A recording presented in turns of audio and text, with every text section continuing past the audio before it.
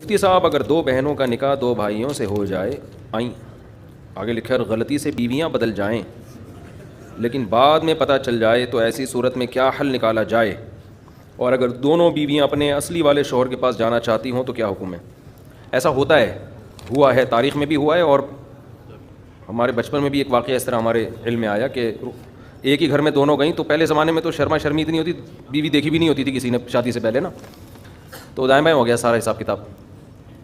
تو اس میں یہ ہے کہ اگر ایسا ہو گیا ہے کہیں اور رات بھی گزار لی ہے تو دونوں کو کہا جائے بھائی ایک ایک طلاق اپنی زوجہ کو دے دو، ایک ایک طلاق بائن، اور پھر عدت کے بعد 3 مہینے اسی گھر میں عدت گزار لیں. 3 مینسز کے بعد جس نے جس کے ساتھ رات گزاری اس کا اسی کے ساتھ نکاح کر دیا جائے.